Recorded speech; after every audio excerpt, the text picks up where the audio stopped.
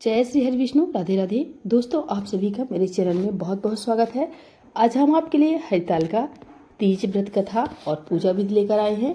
हरितालिका तीज का व्रत भादो मास की शुक्ल पक्ष की तीज को रखा जाता है। इस दिन महिलाएं अपने पति की लंबी उम्र के लिए व्रत रखती हैं और हरितालिका तीज पर माँ पार्वती और भगवान शिव की पूजा करती हैं। इस दिन प्रदोष काल में माता पार्वती और भगवान शिव का पूजन किया जाता है। सबसे पहले पूजा की तैयारी कर लें। पूजा की तैयारी के लिए केले के पत्ते और वंदनवार से एक मंडप बनाएं। इसके बाद जमीन पर आसन बिछाएं और फिर व्रत का संकल्प लें। फिर माता को वस्त्र, फूल, चंदन चढ़ाएं और धूप दीप नैवेद्य चढ़ाएं। इसके बाद फल अर्पित करें। इसके बाद कथा पढ़ें। कथा इस प्रकार है। श्री परम पावन भूमि कैलाश पर्वत पर विशाल वटवृक्ष के नीचे भगवान शिव और पार्वती सभी गणों सहित बाघंबर पर विराजमान थे। बलवान वीरभद्र, भृंगी, सिंगी और नंदी अपने अपने पैरों पर सदा शिव के बराबर की दरबार की शोभा बढ़ा रहे थे। इस अवसर पर महारानी पार्वती ने भगवान शिव से दोनों हाथ जोड़कर प्रश्न किया कि हे महेश्वर, मेरे बड़े सौभाग्य है जो मैंने अपने सरीखे पद को वरण किया है। क्या मैं जान सकती हूँ कि मैंने वह कौन सा पुण्य अर्जन किया है?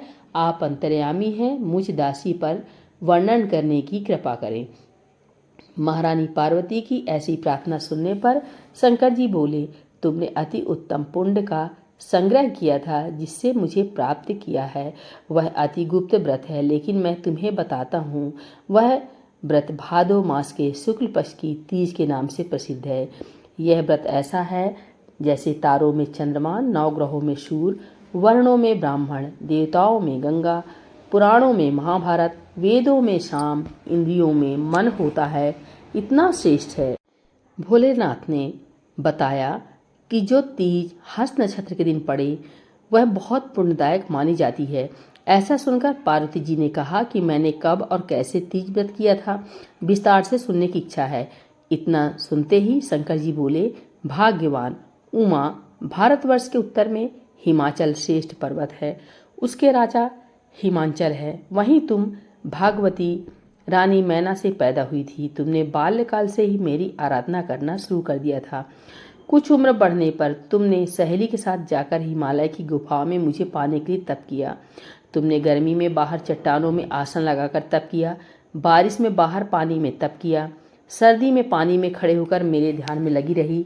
तुमने इस दौरान वायु सूंघी, पेड़ों के पत्ते खाए और तुम्हारा शरीर क्षीण हो गया। ऐसी हालत देखकर महाराज हिमांचल को बहुत चिंता हुई। वे तुम्हारे विवाह के लिए चिंता करने लगे। इसी मौके पर नारद देव आए। राजा ने उनका स्वागत किया और उनके आने का कारण पूछा। तब नारद जी ने कहा, राजन, मैं भगवान विष्णु की तरफ से आया हूँ। मैं चाहता हूँ कि आपकी सुंदर कन्या को योग वर प्राप्त हो। सो बैकुंठ निवासी भगवान विष्णु ने आपकी कन्या का वरण स्वीकार किया है। क्या आपको स्वीकार है? राजा हिमांचल ने कहा, महाराज, मेरा सौभाग्य है जो कि मेरी कन्या को विष्णु जी ने स्वीकार किया और मैं अवश्य उन्हें अपनी कन्या उमा का वाग्दान करूँगा। यह निश्चित हो जाने पर नारद जी बैकुंठ चले गए और भगवान विष्णु से उनका विवाह का पूर्ण होना सुनाया। यह सुनकर तुम्हें बहुत दुख हुआ और तुम अपनी सखी के पास पहुंचकर विलाप करने लगी। तुम्हारा विलाप देखकर सखी ने तुम्हारी इच्छा जानकर कहा, देवी, मैं तुम्हें ऐसी गुफा में तपस्या के लिए ले चलूंगी जहां महाराज हिमांचल भी ना पा सकें। ऐसा कह उमा सहेली सहित हिमालय की गहन गुफाओं में विलीन हो गई।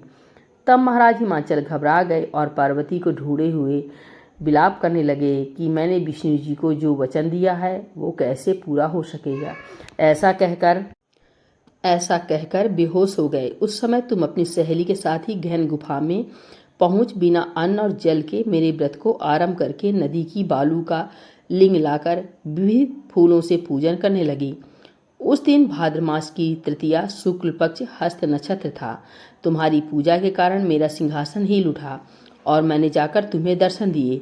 वहां जाकर मैंने तुमसे कहा, हे देवी, मैं तुम्हारे व्रत और पूजन से अति प्रसन्न हूँ। तुम मुझसे अपनी इच्छा मांग सकती हो। इतना सुन तुमने लज्जित भाव से प्रार्थना की कि आप अंतर्यामी हैं, मेरे मन के भाव आपसे छिपे नहीं हैं। आपको पति रूप में पाना चाहती हूँ। इतना सुनकर मैं तुम्हें एवं मस्तु इच्छित पूर्ण वरदान देकर अंतर्ध्यान हो गया। इसके बाद तुम बालू से मूर्ति विसर्जित करके नदी पर गई, जहाँ नदी तट पर तुम्हारे नगर निवासी हिमांचल के साथ मिल गए। वे तुमसे मिलकर रोने लगे कि तुम इतने भयंकर वन में, जहाँ सिंह सांप निवास करते हैं, जहाँ मनुष्य के प्राण संकट में हो सकते हैं, ऐसे पिता के घर की जाने के निवेदन पर तुमने कहा कि पिताजी, आपने मेरा विवाह भगवान विष्णु जी के साथ स्वीकार किया, इस कारण मैं वन में रहकर अपने प्राण त्याग दूंगी। तब वे बोले, शोक मत करो, मैं तुम्हारा विवाह भगवान विष्णु के साथ कदापि नहीं करूँगा, उन्हीं सदाशिव के साथ करूँगा। इसके बाद महाराज हिमाचल ने रानी मैना के साथ मेरा और तुम्हारा विवाह किया। दोस्तों, ये कथा कैसी लगी? अच्छी लगी हो प्लीज़ लाइक, चैनल को सब्सक्राइब जरूर करें। बोले गौरी माता की जय, भोलेनाथ भगवान की जय।